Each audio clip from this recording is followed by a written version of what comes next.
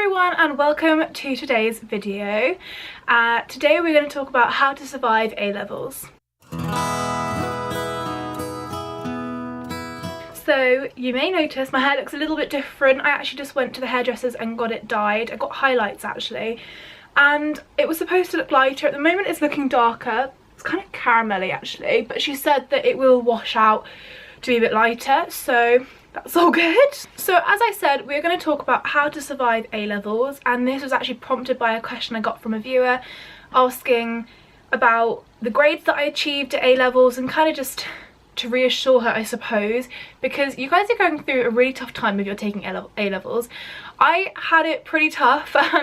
I did a lot of extracurricular things which kind of piled on top, which I'm sure a lot of people do, and I also took an A-level in a year, so I've got lots of wisdom as such to give you guys on this topic, and I hope that in some way it will help or reassure people. So last night I actually spent time and wrote down 10 things that I personally think are kind of useful for A-levels, and just advice, tips, thoughts I suppose, and yeah, I've got them on my phone, so if I keep looking down that is why. So my first tip is to make a realistic timetable.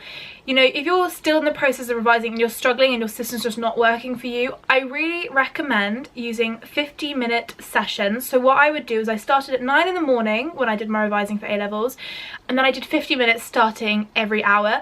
So I'd have a 10-minute break at the end to go get a cup of tea, stretch my legs, do something. I think you need that 10 minutes. And then I also made it more like a school timetable by having sort of double sessions together, like, you know, like a double period lesson thing, you know, I'm what I'm saying.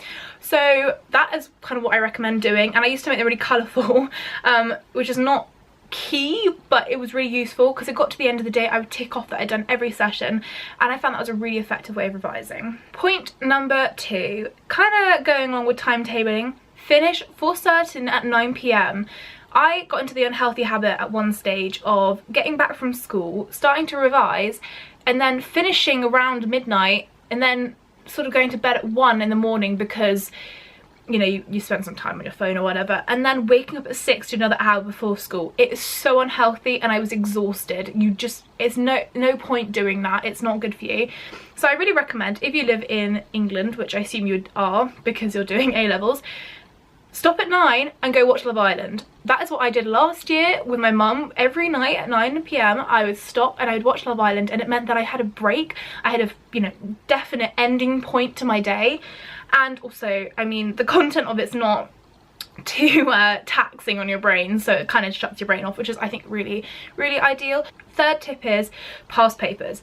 Horrible to do at the time, but really, really worth it.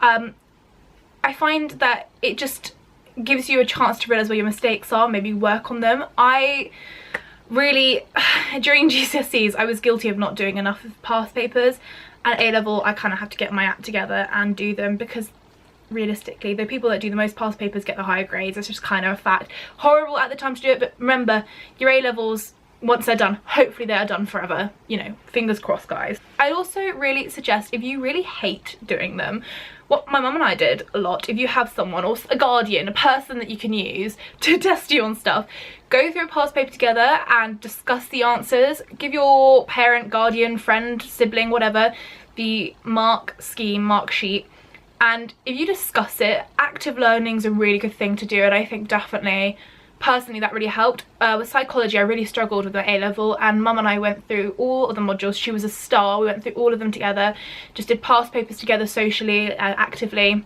and I think it was one of the only reasons that I actually got through my exam. As I said earlier, I did take an A-level in a year, which was pretty, it was okay, but I wouldn't want to do it again.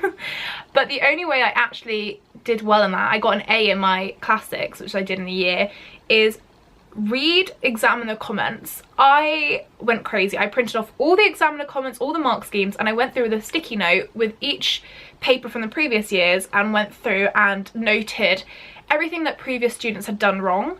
And then from that I learned what not to do or what I'd done really well. But I think if you do what's wrong, then you kind of scold yourself and you tell yourself not to do stuff.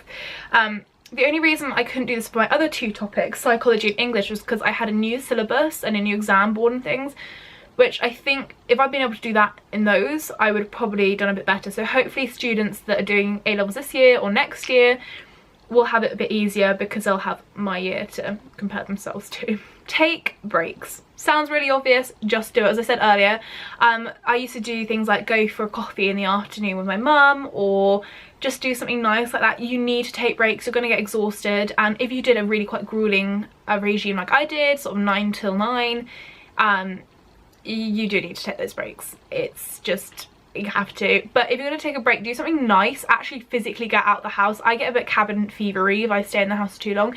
Get out the house, go for a coffee, go for a walk. Don't just sit on your phone or something, because you can do that later in the summer. You have all summer to do that, so just pick something a bit more interesting. And kind of maybe like if you're doing loads of revision and there's something you want to do, like get your hair done, or you know, go meet up with friends, make sure that you work hard up until that point, and then you can really feel like you deserve that break.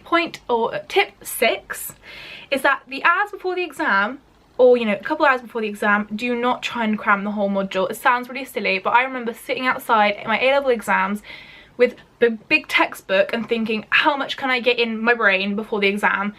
Sadly, if you don't know it by then, you probably don't know it. So what I really recommend is, if you're sitting outside the exam and everyone else dithering around behind you and, you know, panicking with their revision notes flying everywhere and tears everywhere, I recommend just picking like 1 or 2 little tidbits of information that maybe you've struggled on with past papers or knowledge, and just learn those little bits, those tiny little points really well, because there's a chance they'll probably come up, and if they don't, then good luck to you. I hope you do well. Yeah, as I said, sadly, cramming before the exam just doesn't work. Yeah, especially before a 9 AM exam, you're not gonna get anything done. I'm very sorry. Tip number 7, do not fuss with pretty notes and colour coordination. I am extremely guilty of this. If I show you one day some of my notes, they are kind of gorgeous. I'm very proud of them. It doesn't really make a difference. I think that you need to actually make notes be more effective. So some of the things I found that were most effective were just making some pretty basic posters, slapping them on my bathroom mirror, or you can put them on the fridge, somewhere you're going to look really often. Just slap them up there, and basically your brain will after a while just start to learn it.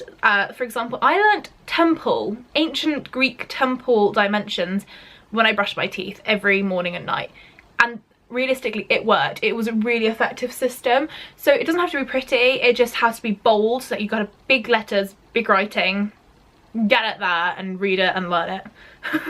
Tip number 8, make use of school resources. Obviously it depends if your school is very supportive during A-levels. Mine luckily really were. We had a lot of resources, a lot of teachers were there to help you. I mean, if you're on study leave, they're not teaching you, so a lot of the time my teacher said during the time you'd have your lessons, I'm free to help. So you seriously make use of that. I had one poor teacher, bless him, who I would send I'd scan like a 40 marker essay and send it to him probably every other day during the run up to my exam, and he was a saint. He sent them pretty much straight back with all the points, and I was able to do that all from home. Or, you know, if you want to go in, make use of it. That was one of the reasons I got my A in that particular exam, was just because I kind of used him a lot, and if I had any queries, email them. But make sure to do it, like, you know, with some time before the exam, because I definitely noticed in my first few essays that I sent off to him, I was getting sort of lower marks, and then obviously you do start to see improvement. So really recommend it. You know, seems like a pain at the time, but after a while you get so snappy at like writing out those big essays, so I really recommend that. Tip number 9 is that if you are really struggling, tell someone. It's really simple. I felt that luckily I had my parents who were extremely supportive and very fabulous, and I would talk to them about how I was feeling and discuss it, because it sounds cheesy, seriously, but it's so important. You're going under a lot of pressure, ridiculous amount of pressure for your age. I still kind of look back in shock at my A-level years and think, oh my god, I can't believe I survived that. It's a lot. So talk to someone. I'm always here. You can always message me, because I've gone through the exact same thing that you are all going through if you're doing A-levels. I don't mind. I'm usually just sitting on the sofa chilling, so feel free to message me. Go for it. And if I can help, that's great. And tip number 10 is to get some vitamin D. Obviously be careful, look after your skin, don't sunburn, but I think you need to get out there and get some fresh air and things. I wouldn't recommend sunbathing and revising because realistically you'll end up just sort of sitting there like a little thing mulching in the sun. I actually used to do past papers sitting at an outside table out in the sun. I got sunburned, wasn't great, but it was one of the nicest times I've revised. But as I said, I wouldn't recommend doing this all the time. Go out, get, you know, 30 minutes of fresh air and sunshine, and then come in and work. It does make a difference. You don't want to turn into like a corpse, like ghostly thing living in a darkened room. You just don't need it. So I hope this video was useful to someone. I feel a bit in a weird mood. I've been sitting getting my hair done for like 3 hours, so if this helps you guys, I'm very glad. If not, then I'm sorry. And if you've got any more questions, as I said, feel free to message me on Instagram or Facebook. Most people seem to be comfortable with Instagram, which is fab. Or leave a comment down below. Don't forget to like and subscribe if you enjoyed this video. And yeah, I hope everyone's exams go okay. I really feel for you and I know how difficult it is. So yeah, good luck guys. You'll be fine. I promise there is a light at the end of the tunnel. And if not, you can always retake. So I love you guys and I'll see you in my next video. Bye.